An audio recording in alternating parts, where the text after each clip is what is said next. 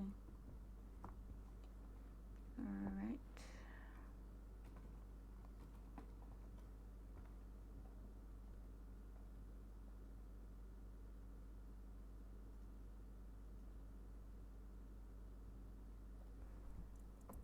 All right. All right. You can hear me fine, right? Yeah, I can hear you fine. Can you hear me?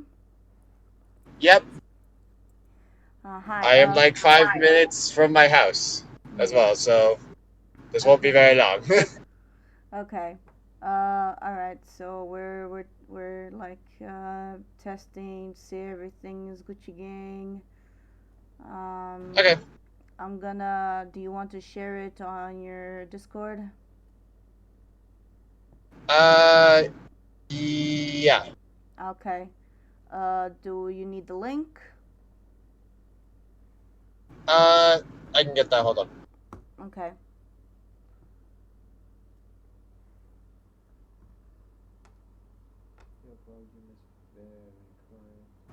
Here is link. Doing this at a stoplight. Do not question me. Okay. How about now? Is my volume okay? Can you hear me well? Uh, yeah, I can hear you fine. Okay, cool. I'm making sure you can hear me because I I am on the phone. Yeah, Uh, yeah, I can hear you fine, thankfully. yeah. Okay. This is, we're actually streaming without Proxen today. So it's gonna be very, very new experience. Ah, I'm guessing they had something to do today, or No, yeah, no, it's because they're working, so they're like really tired, and he doesn't know anything about writing. Like, I always tell him that he's like the I'm the brains and he's the brawn, basically. that's fair. Uh, so, are we live now, or? Yeah, we're live. Let me just let me just tweet it out. Okay, it is tweeted, and now let's start the convo. All right then. Three, two, one. Good evening, everybody. How y'all doing tonight? My name is Adara, and I will be your host for today. I am an aspiring YouTuber, writing, and voice actress, and with me, I have my guest joining me for the second time, Rex the Guardian. Say hi, Rex. Hello, people. Right. Good to see you again. So, unfortunately, Proxen, as I said, will not be joining us today. But I hope that you enjoy the stream regardless. So today we're going to be discussing writing in general, writing techniques, anything to do with writing, or just literature writing, etc. Everything with that stuff. So Rex, the first time that we talked, we actually talked a lot about writing, right? Um, so, Yeah. how did you start this interest towards writing? Like, when did you start writing? How did this interest develop? How was it for you? Uh, okay. In terms of when I started writing, only okay. So for most of just the last 22 years, my writing just been because of school, and I hated it because it was always just essays or like write your opinion in 5 paragraphs, like that type of crap. Oh, I hate that Uh, shit. and I hated writing up until I want to say only like a year ago. I despised writing until like a year ago. When I took so one thing that I don't like about college is all the elective stuff you have to do to get credits to graduate, and I was missing a few credits for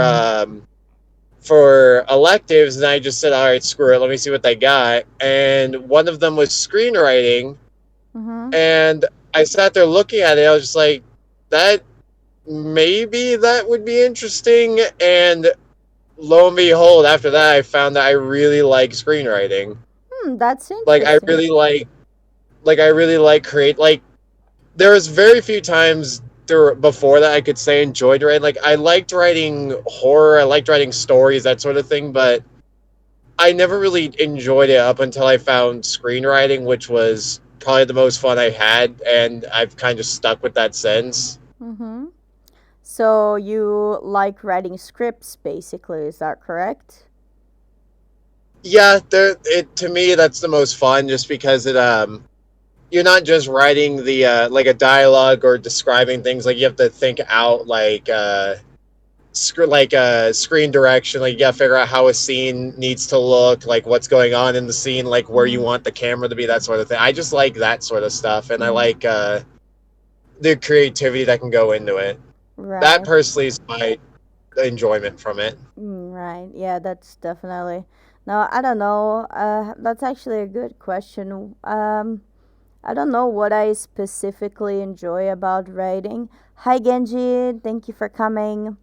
I think that what I enjoy the most is just creating worlds and creating dynamics. And hey, Gomen, nice to see you. Thank you for coming.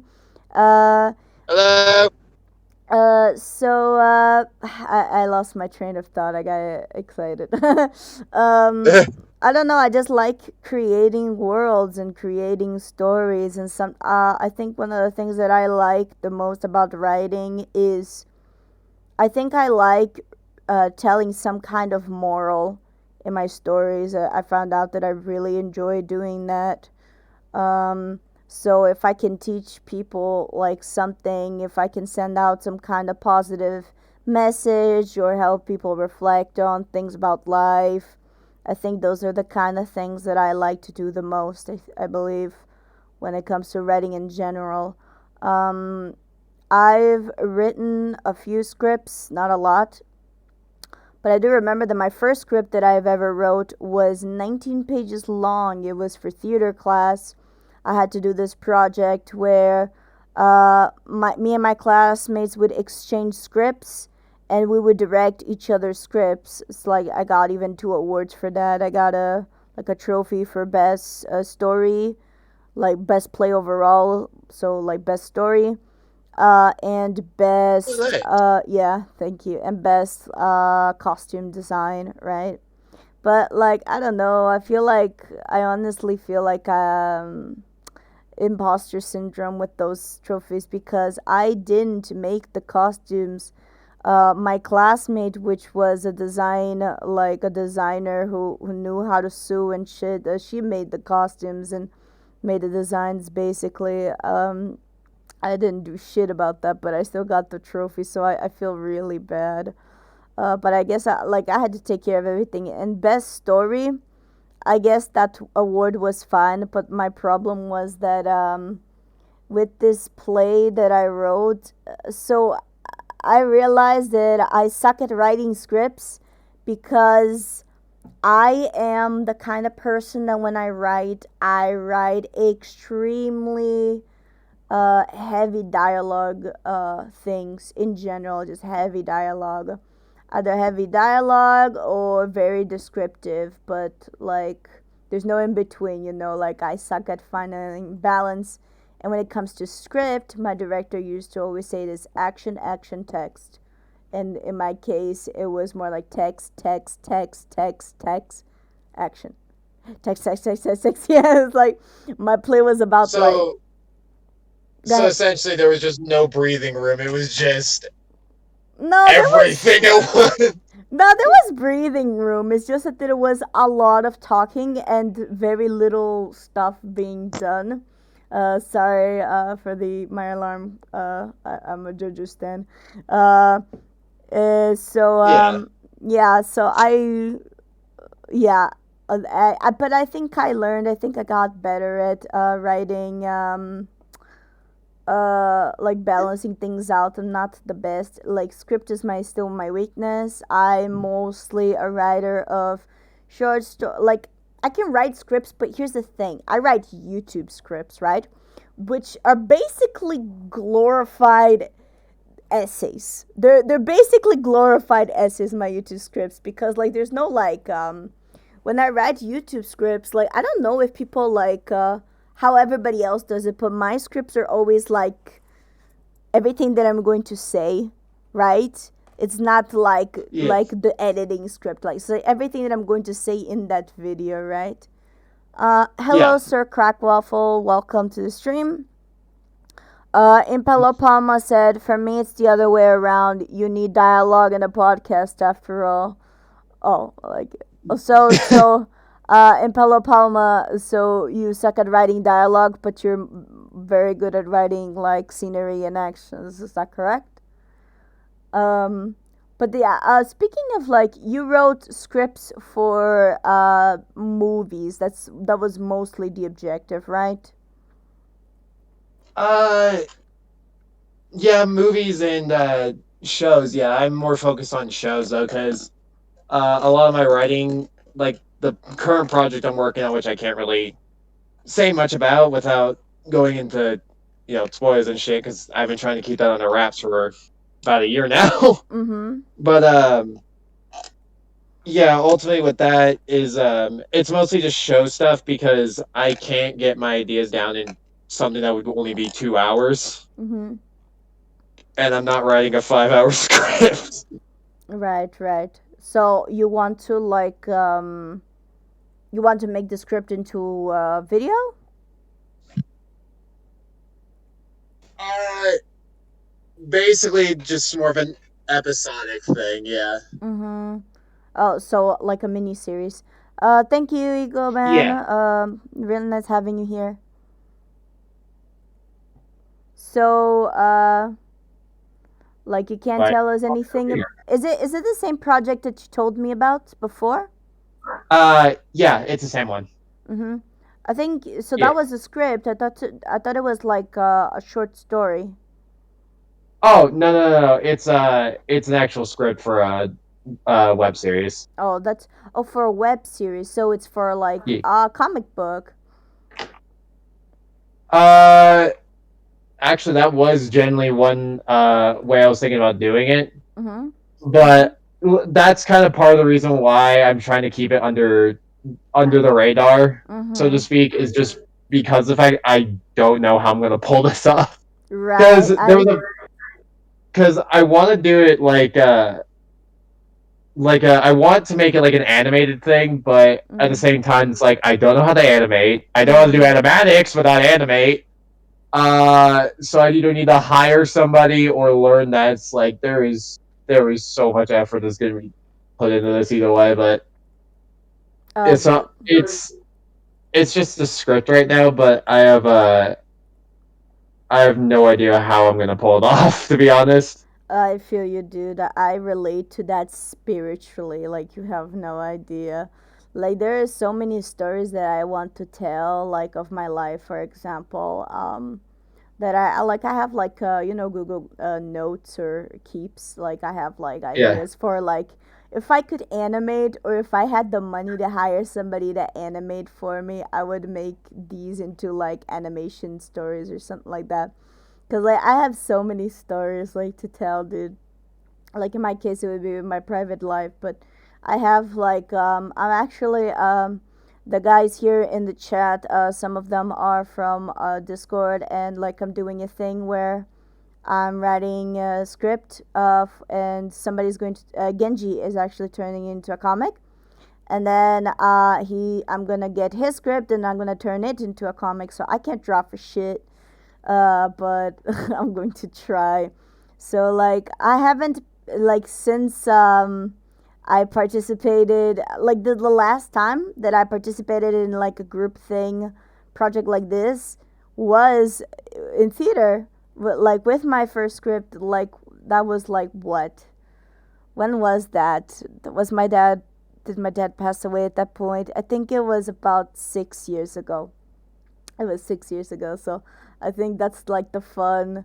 No quality bar, so don't worry. I can't write for shit. We are. Oh God. It's a Full Metal Alchemist philosophy, dude. You can't get anything with giving anything of equal value or some shit. So I'm a decent. I'm a decent. I don't know if I'm good, dude. I'm a good writer, but a shitty artist. And Genji is a good artist, but a shitty writer. So it's balance. It's perfect. It's It's valid. perfect. Exactly. It's perfection. Like meaning that my story with his art is going to be immaculate, and my art with his story is going to be Pepega. So like balance as all things should be. But Okay, Thanos, calm down. yeah, no, but like fun. Like it's for fun, obviously. Yeah, probably it will Yeah. be fun. Like it's for fun. That's what matters. For just to have a good laugh, right? Like there's Yeah. so much shit that I do just for the lols, just for the meme. You missed a good artist with amateur artist. Nah, I saw your art, Oof. Candy. I think it's pretty good. Yeah. But what about other techniques of writing? Do you enjoy writing in other forms like short stories or poetry or I don't know, grocery lists? Like what else do you enjoy Okay, well, writing? right off the bat, I'm gonna be honest, screw poetry. You don't like I hate poetry? it. I hate writing poetry. I had to for an assignment, and I wanted to jump off a bridge afterward because it was just such a bitch. Lol. Because it was one of those ones where it's like, you have to stick to this specific rhyming scheme. It's like I want to commit not alive. Yeah, Um, yeah. but short stories are fun. I mentioned this earlier. I do like writing story, like normal stories. The biggest one for me is horror. I fucking love writing horror stories just because they're just so much fun. Mm, Um, and it's also like one of the genres I'm actually really proficient at is horror. mhm. Um, this is gonna go in kind of a little bit of a rant tangent here Go ahead. with that, but okay. I'm very critical. Like, if you ask anyone that's done this with me, like sat down and watched a movie or a show with me, I am very hypercritical of writing, like in Mm, those aspects. Like, I will sit there and be like, this is shit, this is good, this is shit. I will sit there and do that. Modern horror, I will sit down and just make fun of mm. because it's like it's not scary, it's contrived, it's over the top. Like what is this like? I have asked this every time I watch a horror movie. I will sit there bored out of my fucking mind because this is also why I like horror games more than horror movies. Is just because horror games do get it right when they get it right. Mhm. Horror movies have kind of lost that fire. Mhm. Um, like with horror games, they understand the biggest part of horror is subtlety, and that's not all of them, but they like horror games understand subtlety more. Mhm. Like even games that rely on jump scares a lot, they understand subtlety. Like they Mhm. understand, okay, there needs to be an ambience, there needs to be a build up, there needs to be this, and this. Mhm. Primarily fear of the unknown is a big one that a lot of people do, and I love it. Mhm. But the thing is horror movies lost their subtlety. They're too reliant on gore. They're too reliant on boogity boogity boogity, like scares like that, like all the boogity boogity shit. It's like, are you fucking kidding me? Like, stop. You Like, know what? stop. You're You know. not. This isn't scary. You know Like, what? You know what hmm? it reminded me of? Like your boogity boogity boogity. The Yeah. first thing I thought was, "Stupid dog! You made me look bad." Booga booga booga Boogity boogity booga. boogity boogity. Fucking Courage the Cowardly Dog, dude. Fucking Eustace. No, Oh but I god. feel you. I get that. Yeah. Like, that's the thing that I hate about modern horror is that no one understands what makes something scary. Like, you can make anything scary with enough build up in time. Like, you can make Exactly. a you can make a fucking Oompa Loompa terrifying with Mhm. given enough time. But Oh. like, that's part of the reason why I got into writing horror was because I sat down one day and I really started thinking about it because I read a lot of creepypastas, I play a lot of horror games, and I watch a lot of horror movies. But so many horror movies, especially like the last one I saw in the theater, just because, or no, one of the last one, not the last one, one of the last ones I saw in the theater was that damn Krampus movie. Mhm. I almost fell asleep because I Oh. was just so bored, and I really sat down when I started writing horror. I was like, what is it that these some of these creepypastas, like these just internet horror stories, get right, and games get right, but movies can't. Mhm. And I sat down and really started experimenting, and what I found out was it's the subtlety. Mhm. Like it's the buildup. It's making people just sit there and wonder like what is gonna happen. It's not Mhm. always about, gore, blood, violence. It's about the buildup to what's gonna happen. Like what the story's about. Because the thing is I had an assignment where I actually got I basically borderline got an award in that class because of a horror story I wrote for an assignment. We basically had to write I think it was like a 6-page limit of a horror story for Halloween, and this was like back in high school. And I sat down and wrote this thing, and it was the best one according to the teacher that she's read in a while. And it's all because like in that story I only like because I had like a monster in the story, but the thing was I only used the monster like twice, and that was it, and it was still genuinely terrifying. Mhm. Yeah, Like that's actually a good point. Like if you use your main monster very little, it can actually work. Unless you're Slenderman. The Slenderman movie was just so bad, dude. They barely. we don't talk about it, we don't talk about the movie, I will have a stroke. Dude, I actually. You said you made fun of the horror movies, right? Or Oh yeah, that movie was one of them. yeah, And that's. honestly, I couldn't. Like, here's the thing. Uh, so this is how I can tell when a movie is genuinely god awful. Is when I can't even have fun making fun of it. Because I watched. So it was me and a couple of friends. We were watching the Slenderman movie because it came out on DVD finally. And we're like, you know what? We said we were gonna do it in the movie theater. We never made it because we all had shit to do. Let's just sit down, watch this. And 5 minutes in, it went from making fun of it to being like, this is awful. We can't even make fun of it. It's that bad. Like, I Really? didn't get joy out of. Yeah, no, I can't even. Like, okay. So it's So I just can sit. plain bad. It's not even it's so It's funny. It's good. It's just it's not bad. even like over the top. It's an insult. Like, okay, there are just bad movies that are bad. They're so bad that it's fun. Like it's like a fun bad. Mhm. And then there's films that their writing is so bad it's insulting. Like I Mm. felt like it was okay. It was the longest hour and however many minutes it was. I think it was like an hour and 10 minutes. Mhm. It was the Was it really most. that short? I think so. Let me go look it up. Dude, that's fucking sad. Slenderman movie. Like, how long was this goddamn hour and a half? It was an hour and a Oh, half. all right. Yeah. That was the longest hour and a half of my entire life, just Oh because the wow. writing was so bad and it was such an insult to The the horror established genre.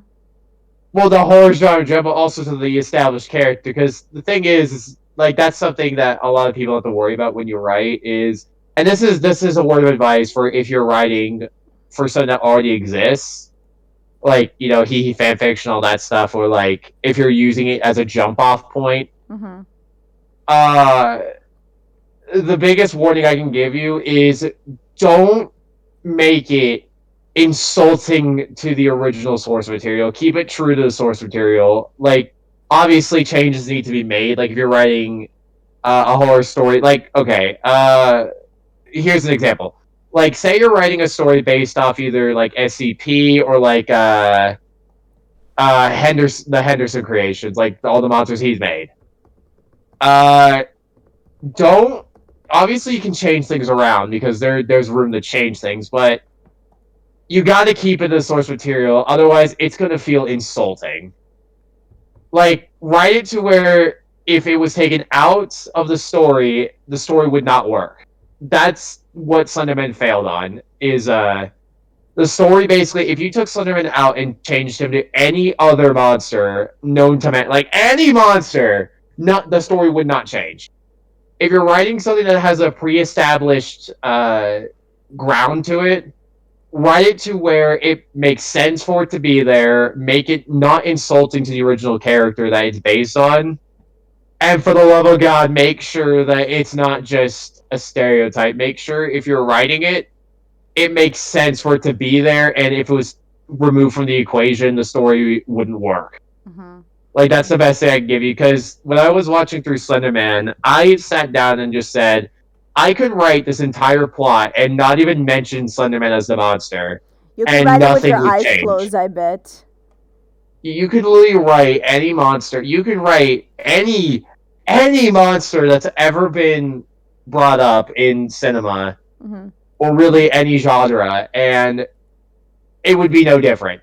Mm-hmm. Like, the movie itself would not change. It's Mm-hmm. that stereotypical and bland and empty. Mm-hmm. And that doesn't go for horror, just horror. That goes for everything. Like if you're writing based on an already established franchise, like, again, he fan fiction, or if you're just trying to do something with an established entity already, like a good example of this is the Sonic movie. Oh my That was god. using a well, it's a good example because it doesn't insult the pre-established character. Uh-huh. Like, True. that's what I mean, is you can do whatever you want. You can do something very different than what people are used to, Mm-hmm. but you have to make sure it doesn't insult the source material. Like, if you have source material, use it for the love of God, and make sure that the changes you make will still stay true to what that character or that setting is. Like, Yeah. that's the biggest advice I can give. Otherwise, it falls apart and just feels insulting. Yeah.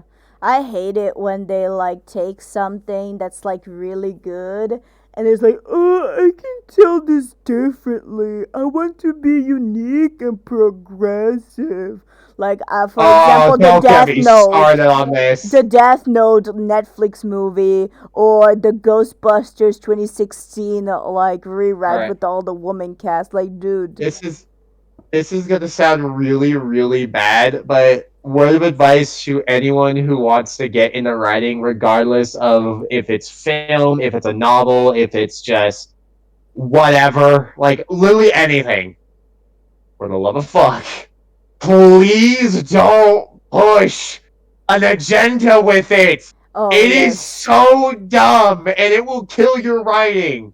Mm. Like, I say, if it's not broken, don't even touch it, let it alone fix it. This is true. Like, okay, going on this tangent real quick. So people wonder, like, this is an argument that I've gotten into before of, well, what's the difference between pushing an agenda and pushing a moral? Like, what's the difference? A moral is a takeaway from something. Like, you going into it feel a little bit different coming out of it. Like, you learn something. Even if it's done poorly, you learn something. Like, it's teaching a lesson. It doesn't affect the story in a negative way unless it's told poorly. Mm. But the thing, like, okay, I'm gonna be honest. Like, kind of going on morals being told kind of bad is Lion King. I know I'm gonna get shit on for that, but Lion King's moral kind of got butchered at the end, You because the think? fact it's like, well, yeah, because the moral of that story was, face your past, like, don't run away from it, like, own up to your mistakes. But Uh-huh. then when he does, he almost gets thrown off a cliff. Oh So it's like, yeah. but No, yeah, no. but So like, the difference, no, in that case, but no, like, I feel like it's like it would have been bad if like all of the female lionesses would be like, how could you dishonor on this family? Like, if they had like insulted him or disowned him, then I yeah, think it would have been destroyed the moral. However, it was more like a moment of weakness, so I don't think it was the moral. I don't think the moral was destroyed, because it was a moment where Scar was taking advantage of his weakness, right? Um, that's fair. but yeah, definitely see where you're coming from, because as well, like the second that Scar is like, I killed Oh yeah, I Mufasa. did it. He's Then like, everyone signs to stand by. It's like, what? no, but like, yeah, like obviously was like, yeah, but that gave Simba strength, right? But Yeah, yeah, like at that moment, like the women also snapped out of it, like because just like Simba, the lionesses were also like in this moment of like, like doubt and shit, right? So that's why Yeah. I think it was okay, but it definitely could have been done a little bit better. But Arteco says modern movies are getting so bad. they are, and that's Oh. yeah. Going back to because this is going into what he said. So modern movies especially have this problem where so the difference between a moral and pushing an agenda is a moral again. It's learning something. It's like learning something positive, like how to be a better person, that sort of thing. Pushing an agenda is where you're sacrificing the story simply because you want to prove a point. Like for example, Ghostbusters Mm, and the new Star Wars. mm, They took out the writing. So for example, Ghostbusters. For some reason, it wanted to push an agenda of, for example, gender switching. Like, look how capable. Like, I'm a strong woman. Like, women can be funny. Like that sort of thing. Which no one disagrees with that. First of all, but you're sacrificing all this writing for campy acting, shitty jokes of woman. Like, it doesn't make any sense. Like, the reason why the original Ghostbusters was so fucking funny was because the dynamic felt natural. The new one doesn't feel natural. The mhm, jokes were about I'm a man. Like, that's half of the jokes in mhm, the new one is woman. Like, mhm, it doesn't work. Like, none of that works. Like, and it beats you with a jackhammer over the head of like, look how intelligent these women are versus the men who are dumb and like self like defeating. Like, it's like that. What the fuck was the purpose of this movie? Like, no one's disagreeing with what you are trying to push, but you're pushing it so fucking hard that it's stupid. Like, if you're pushing a political agenda, your movie's dead on arrival. I'm not gonna lie. Like, another example of that is Rise of Skywalker mm, and all the new modern Star Wars movies. mhm. Like, everyone, like, okay, this is gonna make me sound like a really bad person. But one thing that I've heard a lot of people say is, "Oh, Rey makes a better main character than Luke or Anakin." Mhm. Bullfuck. Mhm. Like, because Disney wanted to push an agenda of again, independent woman, which is fine. I am more than okay with female leads. Alien had a strong female lead. Yeah.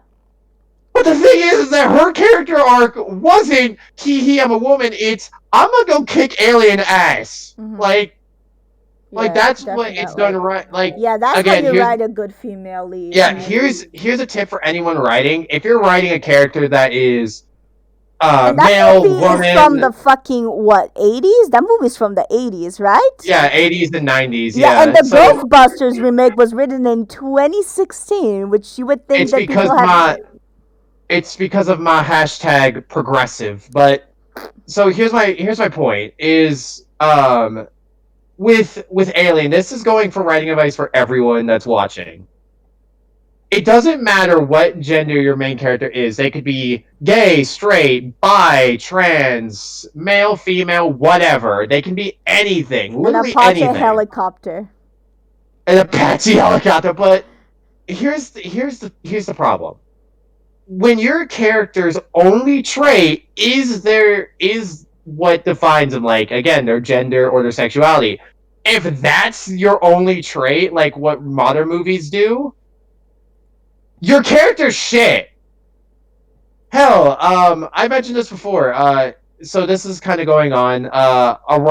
Again, another writing thing is, Hazbin Hotel. I brought this up before. Hazbin Hotel. People got mad at what is their name? I don't remember the name of the writer, so forgive me on that. But they got mad at the writer because of how they handled Angel Dust, who is a gay character. Uh huh. But the thing No, is no, that wait. No, Angel Dust, I think, is pansexual. No, he will fuck literally anything with a hole. he might be, but I'm not sure. I think he's just gay, but I'm not sure. But long story short, he's not straight. Long story short, and people got mad because they made him a raging, like extremely sexual. But it's like, first off, he's a stripper, no shit. But everyone got mad at that. But at the same time, there's more praise. Like, here's the thing: there's more praise for it than anger, but it's the loud minority thing. Yeah, fuck that. And what happened was when I was looking through, I saw a video that covered this, and this is how you write a character that's not straight, like, or any character with a sexuality. Thing is, most of the characters in that show are not straight, and no one realized it until the creator came out and said it. Wow. That's how you write a good character. Like, there's subtle hints, like when you get pointed out there are some, like, for example, Vaggie is I believe Vaggie was gay. Charlie's bi. Angel's one fucking raging fucking Now I'm pretty pan or sure that, gay. yeah, I think he's pan. No, but like you Yeah. said something interesting. You said that nobody noticed that they were all sexually Yeah, fluid, but I noticed it on the spot. yeah, So, do I here's the have thing, like 200 IQ or is everybody like stupid? Like I don't know. honestly, like I said, when it got pointed out, a lot of people saw the subtlety in what they were doing. Like, because the thing is, when you watch it through the first time around, at least for me, like a lot of people as well. Like, I know a few people saw it, but a lot of people didn't as well.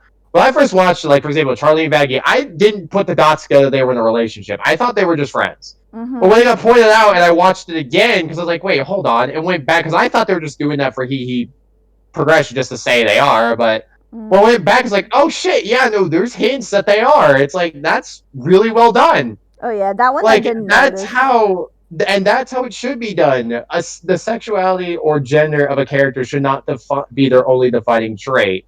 It makes them grow a bit, like it makes us understand what they're like a bit more. But other than that, it's not their defining factor at all. It should never be. Mhm.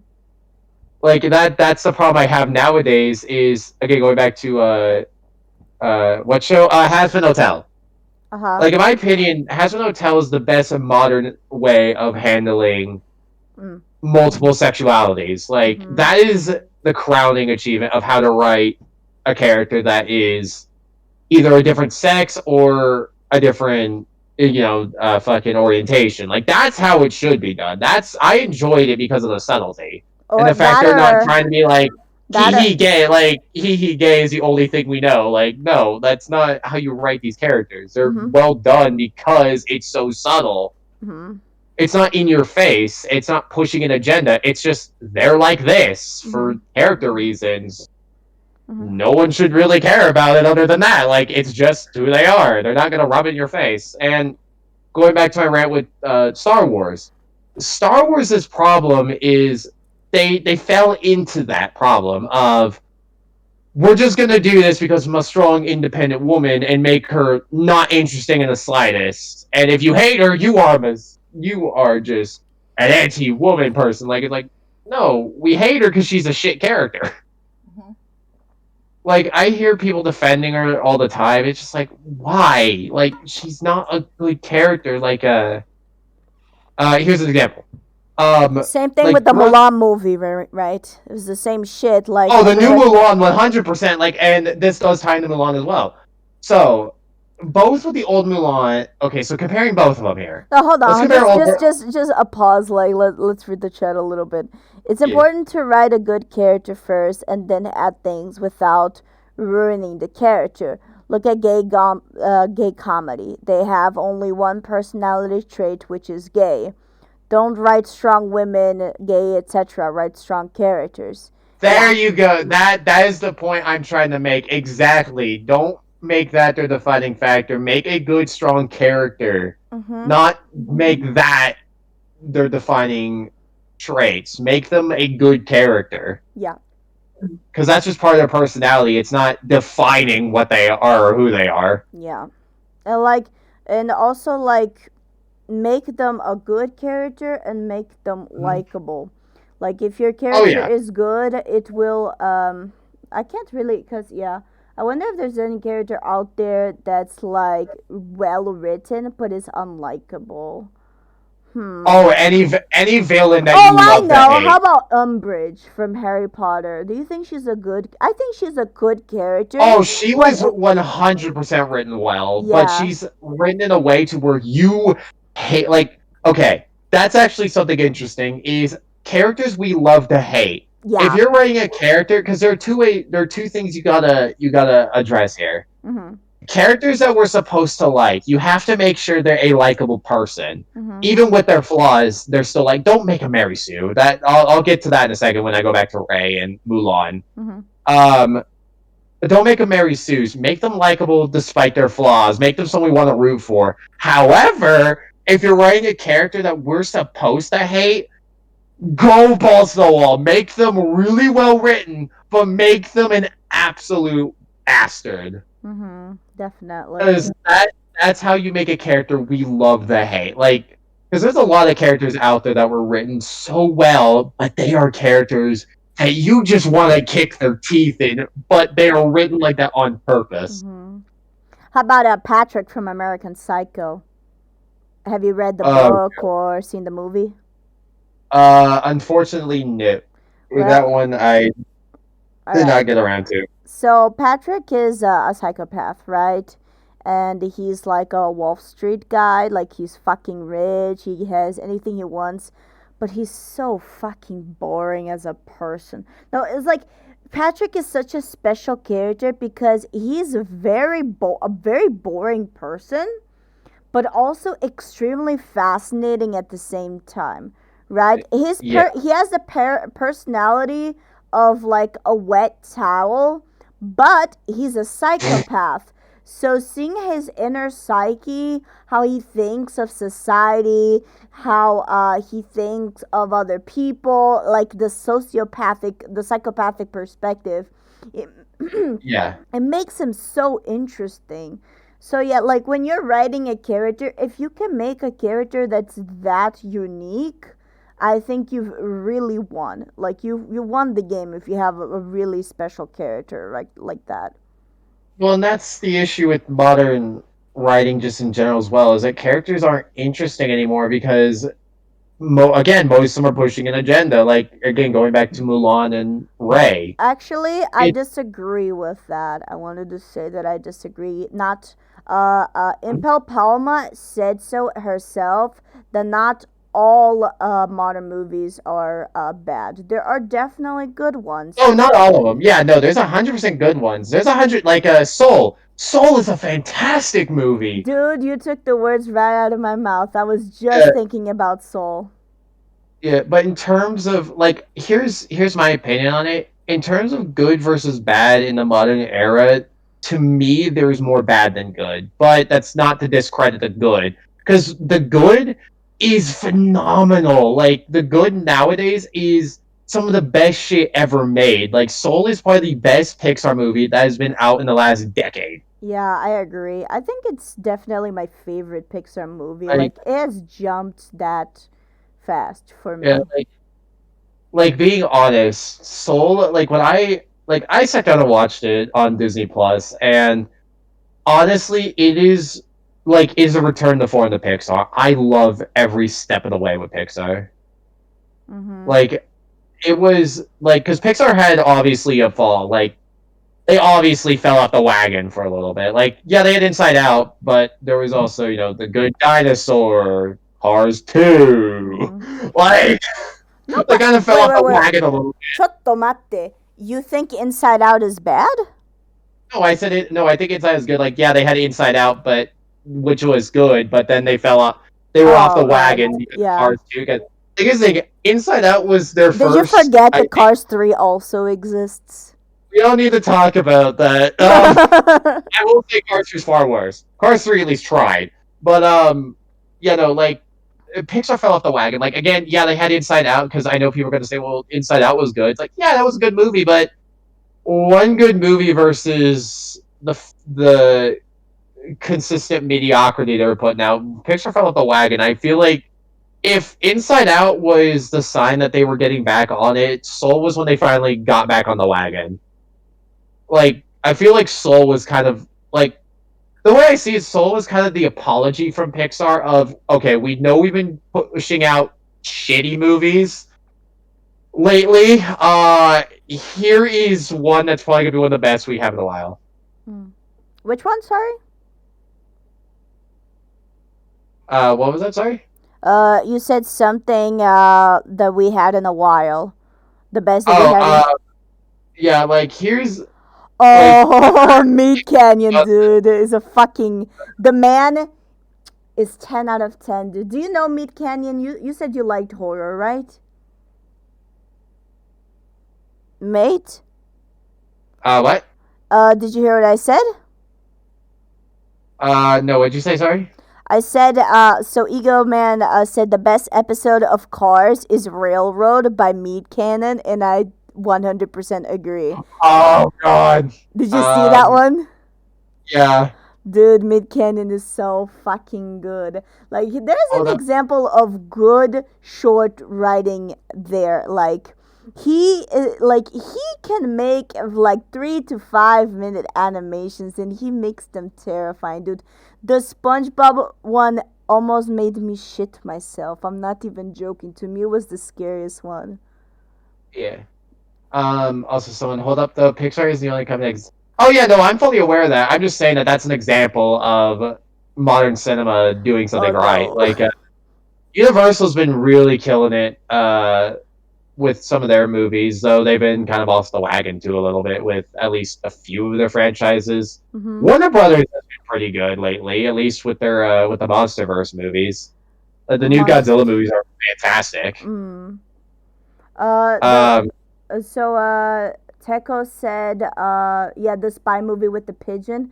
I heard it was a very okayish movie, but don't let the fact that the main character dies in the first 10 minutes ruin your experience of Soul Arteco. Please watch it. It's worth it. Like, you will see why he, like, maybe not why he died, but it's like, it's the plot, right? It's like what sets the yeah, plot into motion. And like I won't say how, but he definitely goes back to the earth realm. Like, that's all I'm going to say. And so I definitely recommend that movie. yeah.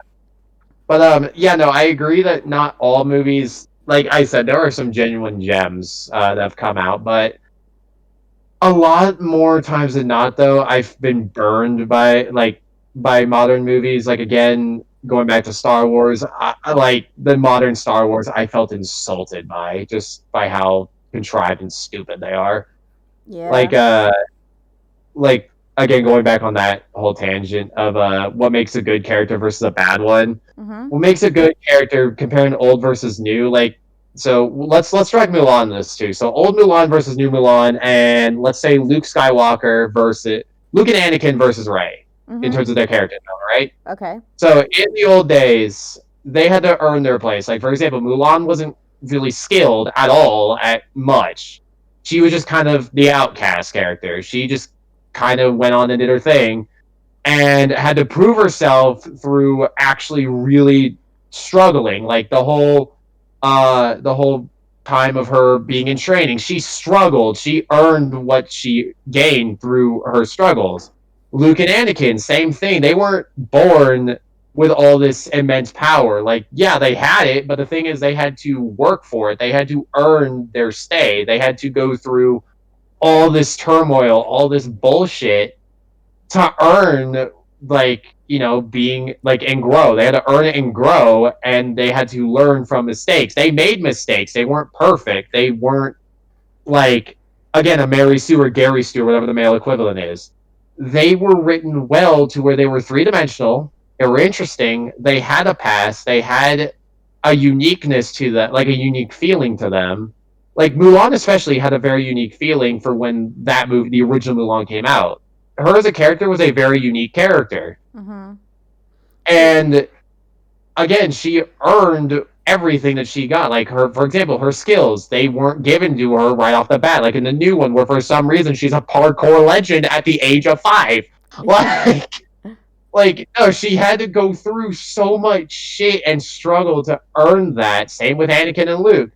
Rey and the modern Mulan don't have that. They're born with these powers. They're born with all their abilities. Like they don't earn anything. The story just kind of lets them have it. Like, oh, you're perfect at everything. Like there's no value to the story. Like Rey gets all these like OP as fuck force abilities that would take any other Jedi decades to master, like Force Lightning. Accidentally winds up with Force Lightning, despite the fact that in canon, Palpatine and like one other dude were like the only 2 people that mastered that shit.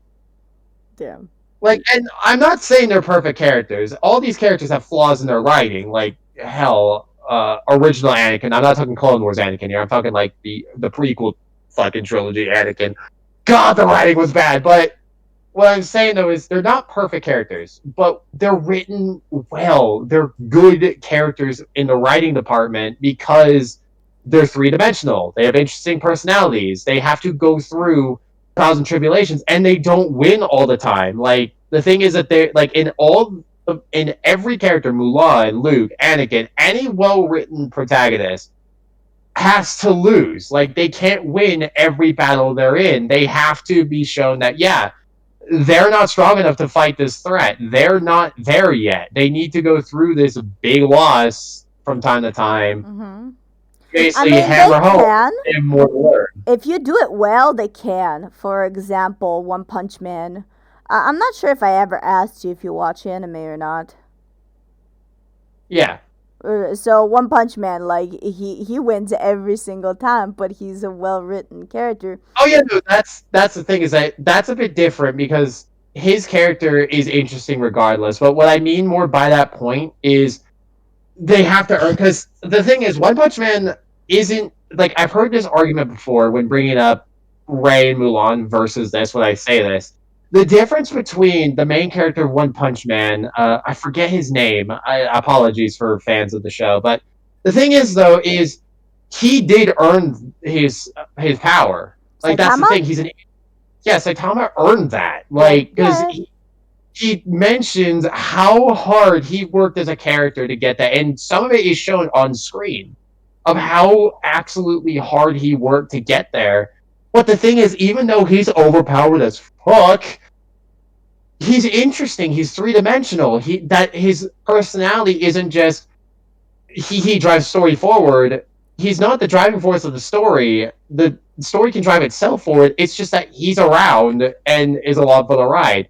He's an Mm-hmm. interesting three-dimensional character, and that's how you can handle overpowered. Because obviously you can have overpowered characters, but they have to be interesting. They have to earn that overpoweredness. They can't just be dropped in god tier and be like, okay, yeah, no, this is the thing, because and nothing really matters. Yeah. Like that's my problem with the Mar Mulan and Ray is the fact that they're written to be perfect in every way. They're written to be liked by everyone. Despite that, like how Ray beats the shit out of someone, and suddenly they're best friends. Like that's not how that works. Yeah, That's never been definitely. how that works. Definitely. So yeah, Sir, like Sir hmm? Crackwaffle says the driving force of stories is conflict, and the only one part of that is external conflict. Making the character that doesn't struggle with themselves robs your story of valuable depth and options. Yeah, I 110% Yes, agree with that. 100%. The character has to go through something. Mm-hmm. Like like he said, the main driving force is conflict. No matter what that conflict is, it could be a big battle between good and evil, or it could be something mundane. Like hell, there's a fucking movie where it's literally just a dude driving a tractor across the United States to see his dying brother. Like that shit is conflict. Like it could be anything. It's just if the character is not interesting and has to go and doesn't go through an arc, then there's a problem. And though granted, like Mulan, the modern Mulan and the sequel trilogy of Star Wars has a thousand other writing problems, characters are probably the biggest thing because I would not be as angry at those movies if their characters weren't written as bad as they are. Mm-hmm. Because I my biggest pet peeve in writing is the Mary Sue. It is Yeah. my biggest pet peeve, and I like it's such a pet peeve to the point where I am very, very, very paranoid about writing my own like again this project I'm working on. I Yeah. have a few people that help me with writing and I send them the script every time I make headway on it, and my first question every single time is the main character a Mary Sue so far? Because I am so paranoid about making them a Mary Sue, even by accident, because it is very easy to do, especially if you have a connection to that character. It's very easy to accidentally write a Mary Sue. Right. And that is the biggest pitfall that makes me terrified of it. Yeah, definitely. I actually Yeah. wanted to talk about like that whole thing with like conflict. Hmm. So there is actually this one writing technique. called The Hero's Journey. I don't know if you've ever heard of it. I had to do a project on it before. Yeah, so that's actually like it's a very simple concept, but it's a very effective thing for you to look at, especially if you want to write an adventure story. And I'm Mm, trying to like put it in here so that everybody can take a look see at it. yeah. Like I I, Like I had like a P and there we go. That's better. All right, I'm gonna make it yeah, kind heroes of bigger. There we yeah, go. hero's journey, you don't have to follow everything verbatim because obviously some aspects of it don't really, like certain bits and pieces don't really fit in depending on what you're doing, but overall it's a very good tool to have to know what direction, because again, you don't have to follow it hook, line, and sinker. Yeah, You can like, for example, meeting a mentor, you don't have to have a mentor and stuff like that, but the thing is, like, it's a very good tool to how to address a good, protagonist, at least if the protagonist is the hero of the story. If the protagonist, because that's okay. Real quick advice: protagonist does not automatically mean they're the good guy. yeah, Protagonist is just who the story follows and who's the one that you're following to see their end goal. The antagonist is not always the villain. mhm, Typically, it's how that works, but it's not always. There's a lot of stories that follow the villain, who's the protagonist, and yeah. the antagonist is the hero, and Like vice Death versa. Note. Yeah, exactly. The protagonist is the villain Yeah, throughout the entirety of Death Note. Light is 100% the bad guy, and the yeah, antagonists are the good guys. But exactly. at the end of the day, yeah, like that's I just have to get that out there. Writing Mary Sue happens really easy if it's a self-inspired, because you don't want bad things. Exactly, that is something that people need to be careful about if you're writing a stand. And by the way, going back to the conflict thing, I think, hold on. I want to talk about Mary Sue a little bit. I think yeah, Mary Sue can work. And some examples of it are, for example, visual novels, or just games in general where you make your own character. You kind of need a Mary Sue in these cases because um, you are the main character in visual novels, so the main character has to be as generic as possible for you to be able to relate to it. Because if the main character, who is a first person game, and you are the main character, you won't be able to insert yourself as well if you have a main character like in first person that is like with a personality. It has to be basic. Or for example, a character who drives the story, or drives the story emotion, or like the entire story somehow revolves around the main character, but they like the reason why they're a Mary Sue is because it helps the plot go on, and that doesn't mean they're a bad character. It's just I don't know, like it's just a really like how do I explain this? Just because it's a Mary Sue doesn't mean that the character can't have like interesting things happen to them, right? Sometimes if you have a passive character that doesn't do much, it can still drive the plot, right? Or sometimes like a character can have that one trait that is missing from everybody else, and that's how it causes balance. I'll give you two examples: Madoka from Madoka Magica and Frisk from Undertale. Frisk doesn't even talk, but that little fucking child drives that entire story. Without Frisk, nothing would happen, right? But like see, the richness of Undertale is the world and literally everybody else, right? Frisk is literally there just to set shit in motion, and Madoka does something very similar. The only difference is that Madoka, like Frisk, she's like the true pacifist, and the thing that she lacks, like she's the only person that doesn't have any power whatsoever, but she's still the main character because she's the one trying to create peace, trying to create happiness, and that makes the story go on. So Mary Sue can be written well. Again, It just really specifically depends on how you do it. See, I agree with the visual novel thing because yeah, that makes sense. Honestly, like yeah, the main character is kind of likable in every way because that's kind of the only way that they'll work. But in terms of the first person point of view of like say the self insert to a game, I don't agree that those are Mary Sue's. Like going with the Undertale thing, I don't view Frisk as really a Mary Sue Mm. to a degree. I see them as basically a link. Like the best way to describe it, they're a link for the player in the game, which is why Frisk doesn't talk. Is because of the fact of you're supposed to be, Frisk. Your Mm-hmm. reactions of the game are what your character will be thinking. Mm-hmm. Another example of that is Code Vein. Mm-hmm. Code Vein is self-insert the game basically. Mm-hmm. Because you make your own character from the ground up, you're your own character. You make all these choices and shit like that, but you're not a Mary Sue simply because of the fact, even though it's your character, they're still, you know, basically main character is still written well to where you still got to go through a lot of shit. You got to go through struggles. You're not liked by everyone right off the bat. You have to earn your shit, and you go through a bunch of this, bullshit. And granted, Code Vein doesn't have the best writing. I will 100% agree with that. It does not have very the best writing in the world. Mm-hmm. But what they did with the main character though is even though it's a self insert, it's still well done on the fact of yeah, you still have to work to get through this. You still are a flawed character. Mm-hmm. I like Like I think I love this. hmm? Our speedrunner Mary Sue's because they almost always win.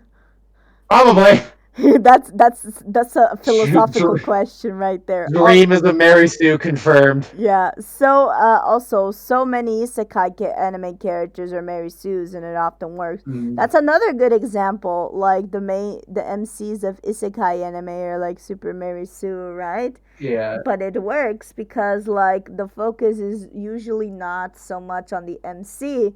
Also, it's on other characters. I think like a second definition for a Mary Sue is like a character that's also so simple, yet because they're so simple they can connect like they can set the story in motion. But anyway, I wanted to get two things that I wanted to do right now. Mm, Like if any no, but I wanted to explain the hero's journey first, right? And after that, I want to ask the our viewers if they have questions, because our viewers are coming from like I said, a group where we're working. Everybody's working on some writing stuff, and I said that I would make this episode especially for writing tips and all that kind of stuff. So first, I'm going to start with my writing tip for literally anything that you want to make, especially if it's anything that has to do with adventures or short stories. But so the hero's journey is basically a circle, right? You start going on some kind of voyage or adventure, you meet some kind of mentor, you cross a threshold where you cannot return from, you experience trials and failures, sometimes you get some kind of help. You through those trials and failures you grow new skills, which is like what we were discussing, which is character development. And the halfway point is death and rebirth. I think this is the point where you lose something that is extremely valuable to you. So it's like one of the most extreme failures that the character can have. It's like the lowest point for the character. But this helps them have a revelation, which finally changes them.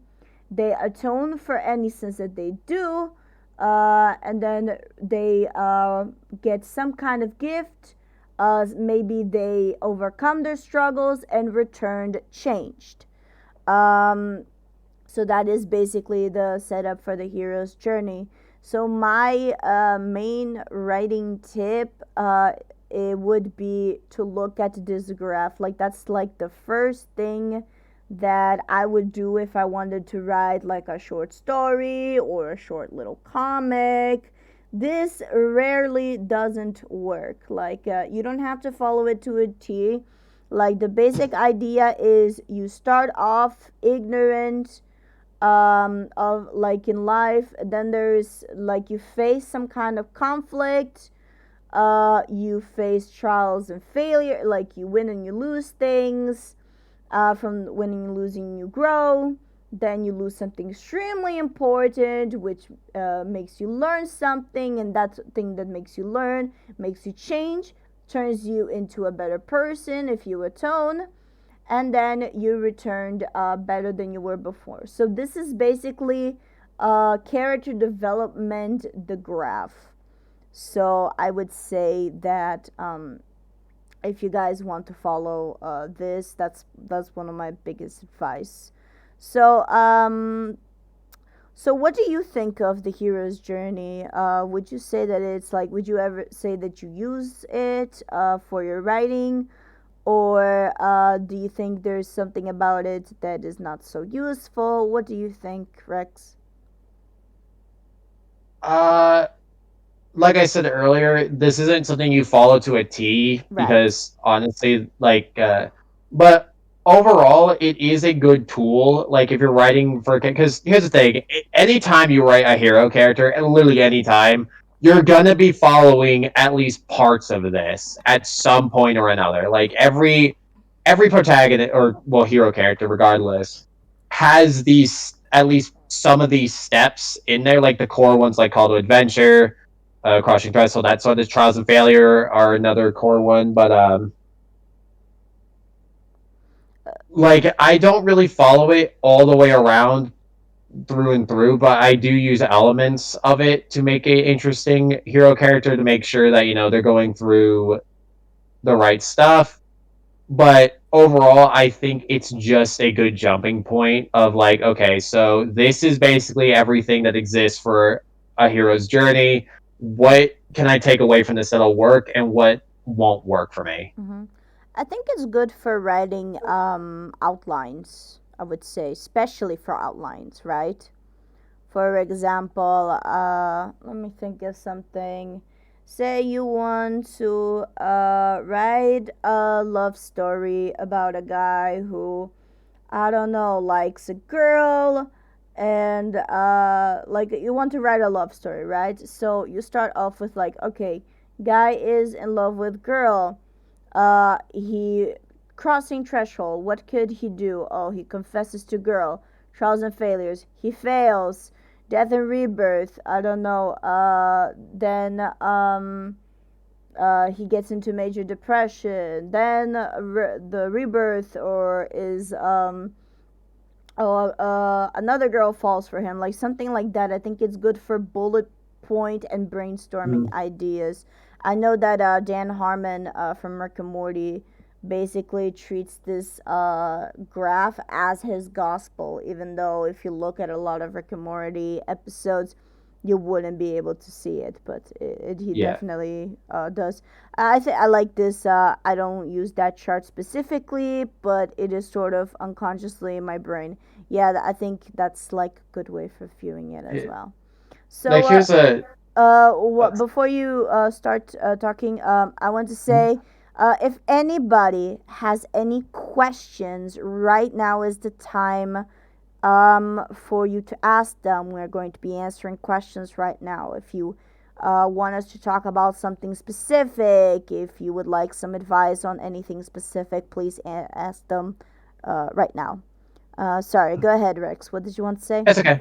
What I was gonna say is one thing I wanted to bring up for anyone that's new to writing or is just coming out of like high school and stuff like that.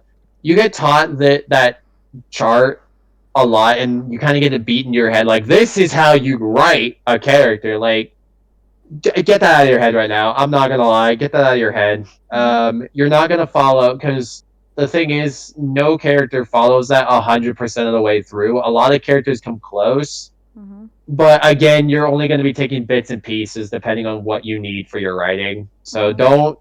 don't think that you got to follow that to the absolute letter. Mm-hmm. but use it as a guide if Yeah. you need assistance of like, okay, what would make my character better? What would make this character stronger? Like, what would make the story better? You know, that sort of thing. It all just comes down to what makes your story better is Mhm. what parts you're going to be taking. Mhm. Yeah, definitely. Yeah, because that's what I meant with it. Like, I think it's a Yeah. very good thing. It's like the skeleton of your story, basically. I think the hero's journey is like it's very good for brainstorming. It's good for bullet pointing. It's good for building like the very vague basics of any story, I think. Also, one thing that I personally have some issue with because I'm a perfectionist. Mm. One thing that I gotta warn anyone who's getting into writing is remember the first draft of anything is gonna be shit. Just keep that in mind. The first draft, don't worry about making it god level writing. Just use the first draft to write out what you're gonna do, like A to B to C to D. Because the first draft is literally just your planning. Like it's just writing things down to get things ready to go. Your second draft onward is when you start, solidifying what's going to go down and what's not. Like, I'm on my fifth draft still, like, on my writing. Like, don't be discouraged if your first, second, or even third draft isn't good, because that's just the thing. The first draft will always be the worst one, but Mhm. just use it. Like, don't think of the first draft of it has to be good. It Mhm. doesn't have to be. Just use it to get your ideas down, and then really analyze and be like, okay, this is what I need to do better for the next draft. I like this. I'll get rid of this. That's what I did, and that ended up changing my entire direction of my story. So, Mhm. it's just a word of advice. Just don't beat yourself up if the first or second or even third drafts aren't up to your standard. They won't be like that. That's just me being honest. They won't be up to a standard that you set for yourself just because of the fact it's again the first draft. Mhm. So Uh, yeah, like so this is that's just me. actually, yeah, Hmm? this is actually very interesting. Of Gendy said, "I'm a very visual, so I am very visual, so I always imagine a story like a movie trailer. I never went to the detail of actually focus on anything, but yeah, it's for sure interesting. So here is the thing that I think separates the common folk from like I say common folk like with parentheses, right? Because like most people don't, like the normal person does not, the average Joe does not care about the things that we are discussing right now. They don't care about plot, they don't care about story, they don't care about writing and characters. They don't think, because they don't take entertainment seriously. They just treat it as something. They don't see it as art. They just treat it as something to turn off their brains to. They don't give a shit. And the thing about, I think the first thing that anyone has to do who wants to tell a story is you need to give a shit about all of this.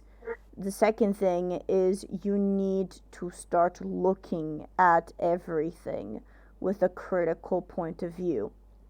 Like, I mean, maybe not everything. I mean, if you're not into like wrestling, for example, you don't have to look at that from a critical point of view. But anything that you like, I would say anything that you like, I would say start thinking about, why do I like this?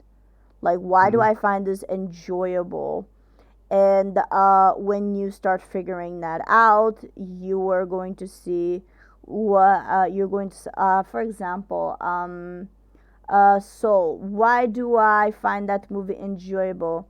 Because the story is very well written, and it subverted my expectations of what they were going to say.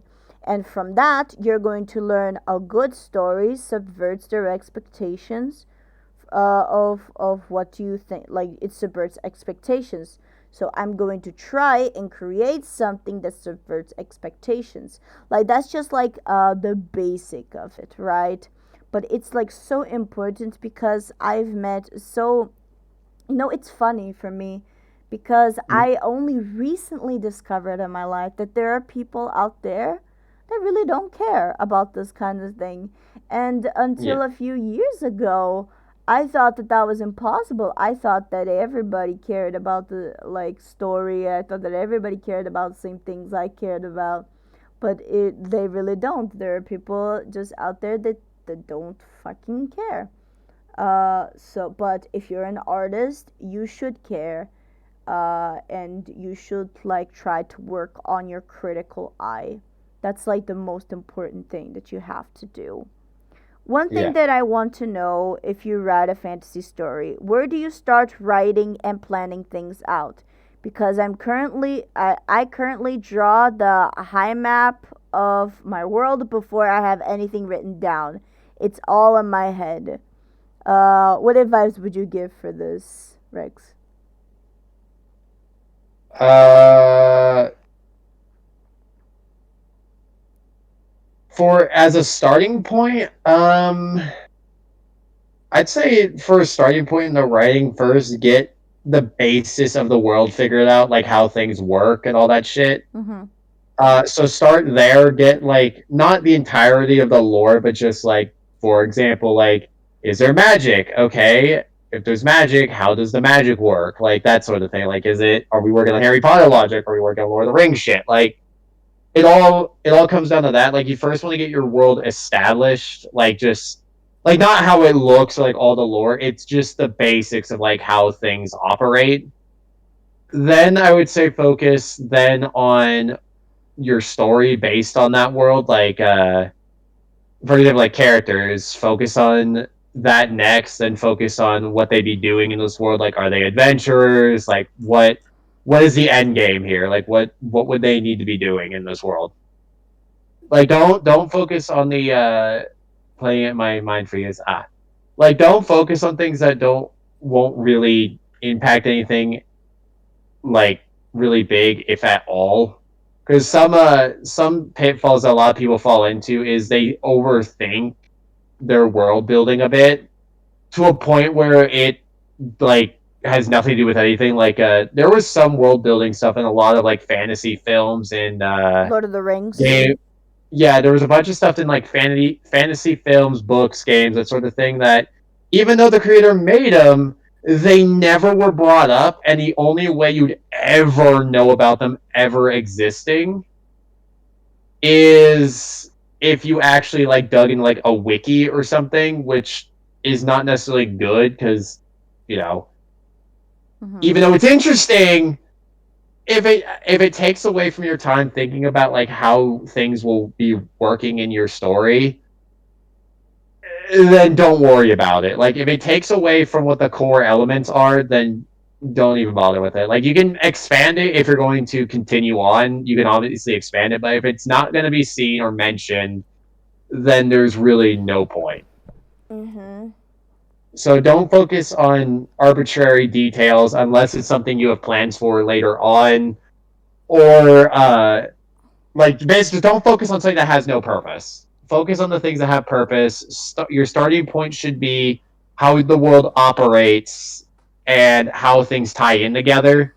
Like, are there other nations? Is there under one nation? How, if it's magic, how does magic work? Do only certain people have magic? Does everybody have magic? Is there like a foundation for this stuff? Like, is there like, for example, Harry Potter, is there like a school dedicated to it, or is there like a government? Like, how does the government work? Like that sort of thing. Mm-hmm. Basically, it's the simple world building you got to focus on first before you can even think about characters. Mm-hmm. Because once you get the world building established, then you can figure out, okay, well, what would the villain be doing? What would the hero be doing? That sort of thing. Mm-hmm. That's my advice anyway. Mm-hmm. So in my case, I have similar advice, right? Teko, you actually remind me of Proxent because he had the same problem. He has been wanting to write this comic book for years of his life. He doesn't even have a title for it yet, right? And it's the same thing. It's fantasy.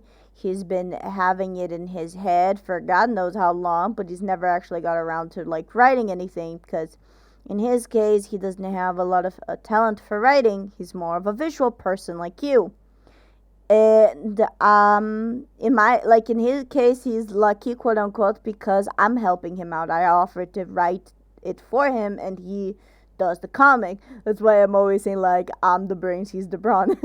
But my point is that you should like, this is going to sound obvious when I say it, but it's true.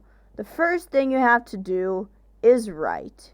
If you're already writing, the second most important thing you have to do is, for the love of fucking God, organize the shit you have. And I mean everything. If you have a lot of shit already written down, you have to do the most boring part, which is clean your text. What do I mean by that?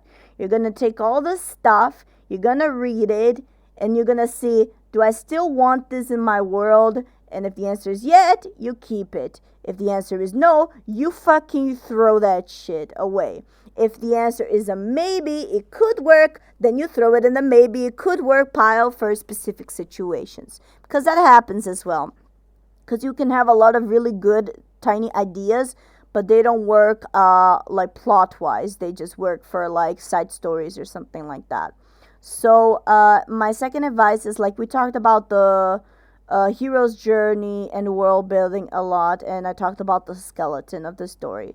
So the skeleton, or the outline, that you can call it both. Like, I call it a skeleton because it's like the bones that make up, like, that make a body stand up, right? So for a story, it's the same shit. In my in my case, like, you like building the aesthetics of the world first, right? You said you had like a map, right? um Top of folders. Oh, I already have a top of folders. I'm not I'm not sure I understand. But anyways, like you said, you have like a couple of stuff, right? About art stuff. So it's like Rex said, you have to focus on how this world works. And to add to that, I would say you have to know, there are a couple things you need to ask yourself. What do I want to tell with this story? What is the point of this story? That is the most important thing that you have to ask yourself. And once you figure that out, you will be able to build the rest of your story. So the parts of the skeleton that are really important is the beginning, or like, no, first is the past, right? The past, like, how was this world formed, like, what is the past of this world. Then you have to form the beginning of the story, how the story is going to start.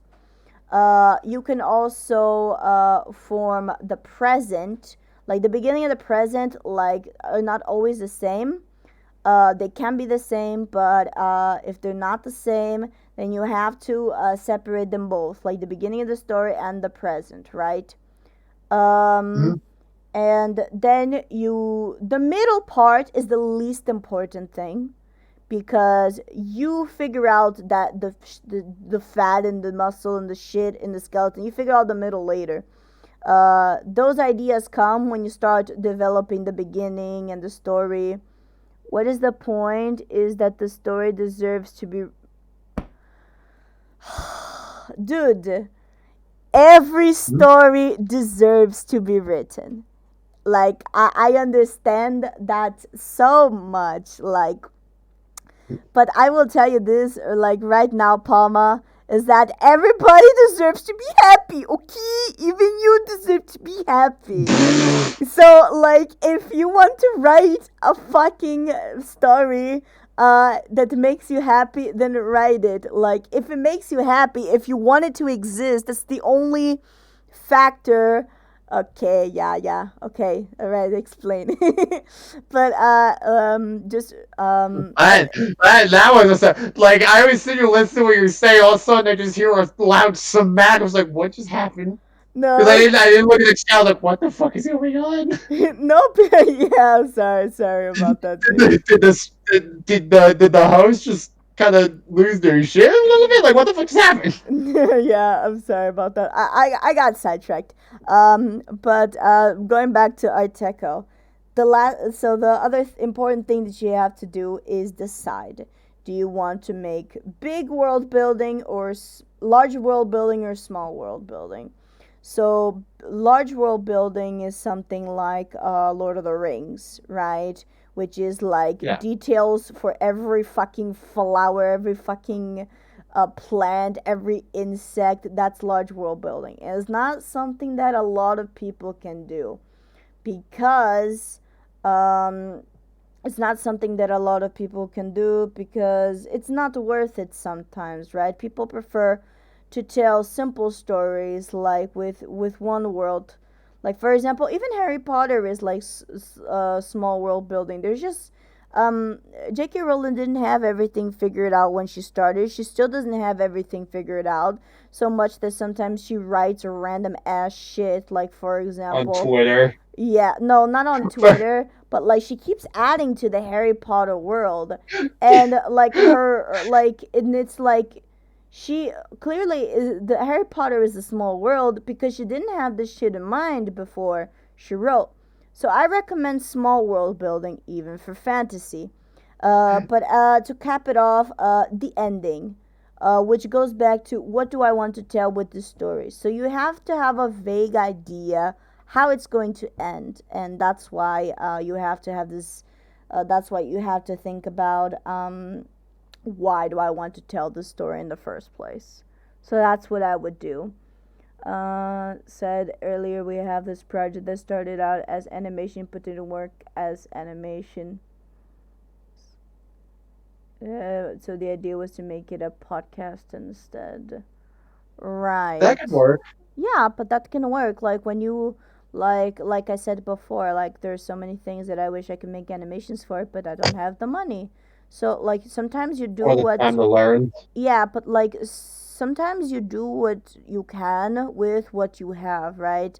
And even though it's not exactly as you wanted it to be from the very beginning, it's not as perfect as you want it to be, I think it still deserves to exist because it's what is possible, right?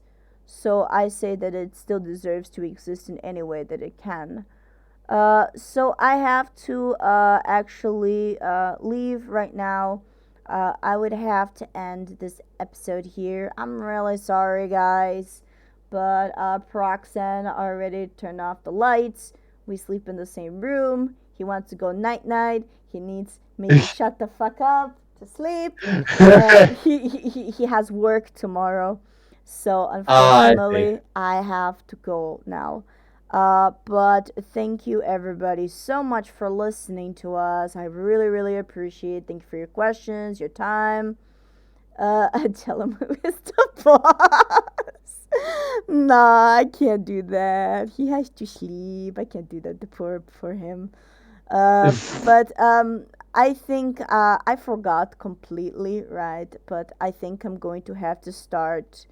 See you next week, Palma. I think I'm going to have to start the podcast at 8 from now on. So I think next week I'm going to start at 8 so that I have more time to talk. Uh, Started a bit earlier. yeah. So yeah, thank you. No, it's okay. Like it happens, right? But thank you for coming. Anyways, right? I really appreciated that you're here. Couldn't have done it without you, mate. So yeah, thank you everybody for listening and for watching. I have been Dara, your host, and my guest has been Rex. Where can they find you, Rex? Let me. I'm doing a shameless plug. I shall put my links in the chat because I am a total sellout. Come on. No, go ahead. That's your right. All right, so that's the Discord. Let me grab my Twitch. Warning as well if for my content, I am very much not um, PG in my comedy. Yeah, I think it's fine. So, I think we're all adults here. uh, And here's my Twitter. And the last link I'm going to put is my YouTube. My Twitch, I am live every weekend. My YouTube does not have a set schedule. It is literally whenever I feel like posting anything. Mm-hmm. But yeah, just as a warning, I joke about anything and everything. So if you get offended easy by humor, my content's probably not for you. But if you enjoy that type of humor, then you'll probably find something you enjoy. I don't just do gaming. I do like this. I do podcasts. I do IRL stuff.